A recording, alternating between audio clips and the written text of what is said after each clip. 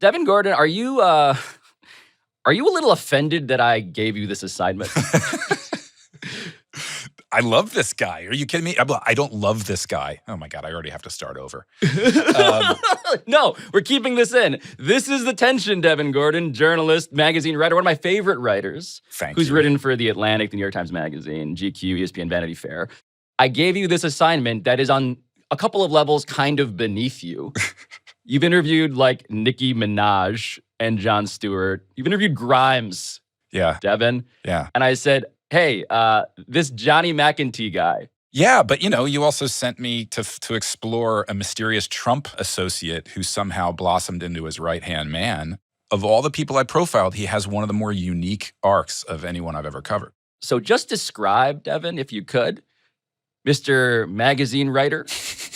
If you have not seen or heard Johnny Mac yet, what is he like? I think if you're trying to get a basic sense of him, close your eyes and picture an All-American quarterback. You are picturing Johnny Mac. I mean, for starters, he's really dreamy. He is as gorgeous as your calves. Let's put it that way. And he's sumptuous. Sculpted. Really sculpted. All right. Good.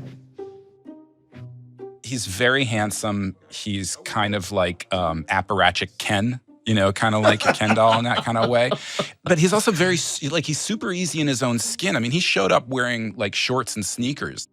He looked like he'd come from the driving range. As I've gotten older, I introduced myself as John. Right. Anyone that knew me young, of course, calls me Johnny. Of course, my family calls me Johnny. The president calls me Johnny. He arrived alone. There was no hair and makeup. He didn't look in a mirror. He just rolls out of bed like this. Was very friendly. Is instantly likable. Like I could, in some basic way, I could very quickly see why people liked having him around. Right. So in terms of where he came from, what's his actual human birthplace? Well, I mean, if you walk back from that, it's probably not so surprising, right? He's a classic affluent white kid from Orange County. Which means he's conservative, he's Republican. He was the star quarterback at an elite private school called Servite High. You know this guy, you've pictured this guy, you've seen this guy. But he was never under any illusions that he was going to go play in the NFL. So I should say, the trick shot thing was not a thing before I saw Johnny McEntee do it. On some level, he is like a genuinely deserving footnote in sports internet history. Yeah, he started something. Second level. Net here. Mark, move it back 10 yards. He starts doing the trick shot stuff because why? There was apparently a trick shot predecessor that, of course, deserves the real credit, right? Like the men do it and get all the credit. But, of course, there was a video by women before it that actually started this. And it was the UConn women's basketball team. I did not know any of this. There's a viral video on campus. Everyone's going crazy. It gets 200,000 views. It's a women's basketball player who I was friends with, and she's doing all these cool trick shots around campus, basically. And one of my buddies, not a football player, he's like, you need to do a football version of this.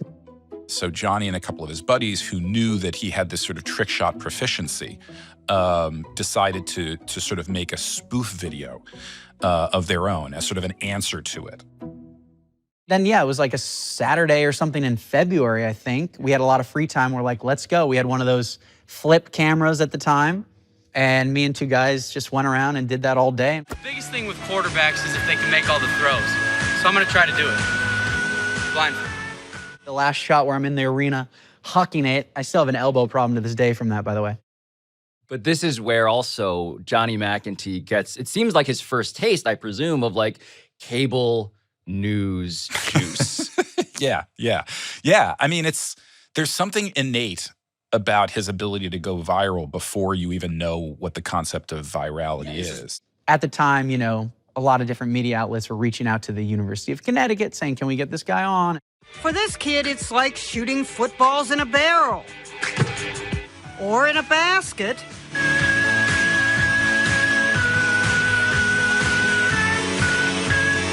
His name is Johnny McEntee, second-string quarterback at the University of Connecticut, presenting his trick shot video. That's now gone viral. it got like 7 million views, which doesn't sound like a lot now, but with inflation adjusted. yeah, that's like that. Like in 2011, that was like the whole internet. Correct. Yeah, everyone saw this video. But Johnny McEntee, young Johnny McEntee at UConn in that locker room, what was his rep? What was he like as just a dude? So he's described in a lot of clips about that time in his life as a teetotaler, occasionally just referenced as the designated driver. Didn't drink. He defies some of the stereotypes we have of those kinds of rowdy Division I quarterback, Trumpy guys by being quite disciplined, it seems. And so if I'm to look at, the back of his football card, what do the actual numbers say about him? A little over 2,000 yards passing in 12 games, 12 touchdowns, 8 interceptions. Yeah. My favorite stat, though, is that he rushed for minus 148 yards on this season, which means he got sacked a lot. How do we go from that ground game to the Trump ground game? That last year when I wasn't playing was the 2012 Romney-Obama election. And I was kind of following it a little closely, more than I had in the past. I wasn't part of college Republicans or anything like that.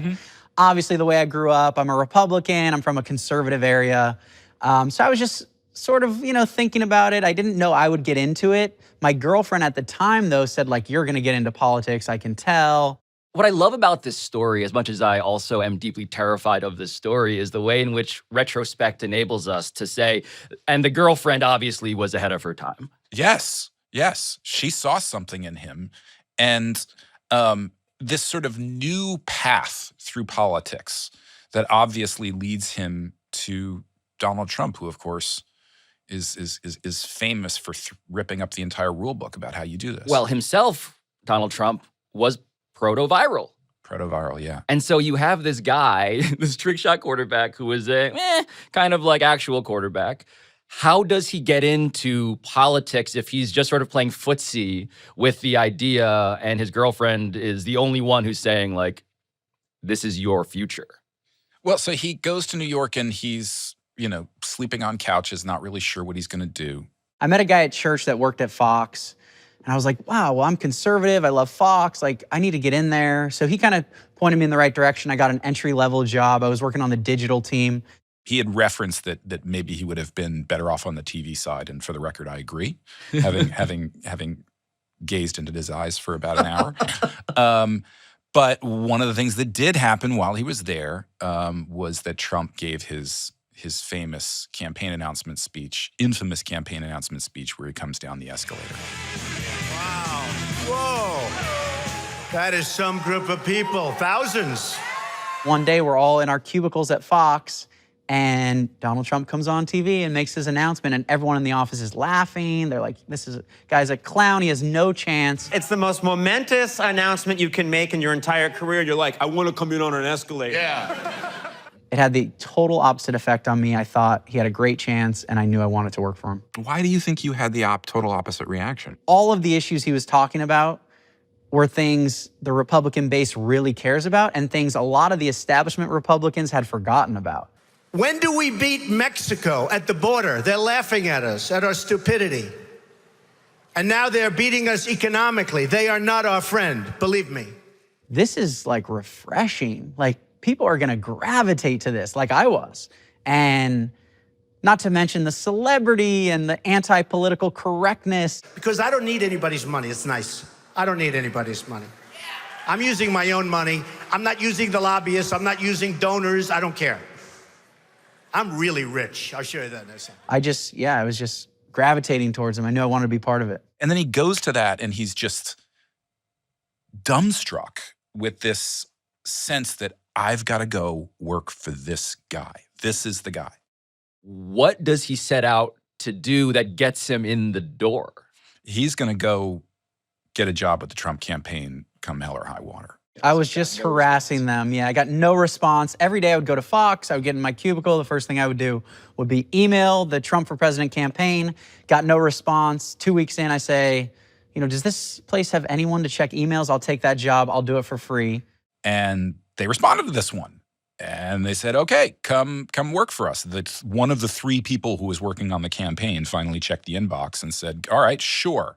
I quit my job at Fox. I showed up as a volunteer and worked my way up from there. I think he's even assuming this isn't going to go anywhere. I know the first time I saw Donald Trump, I was super starstruck. It was like a few weeks in when I started in July of 2015. And the campaign office was about 4 interns and 2 staffers. And he walked in, he had his notebook. And I was just like, oh my God, there he is. And we all know where that led over the course of the year. It starts to get realer and realer and realer. God, that's unnerving.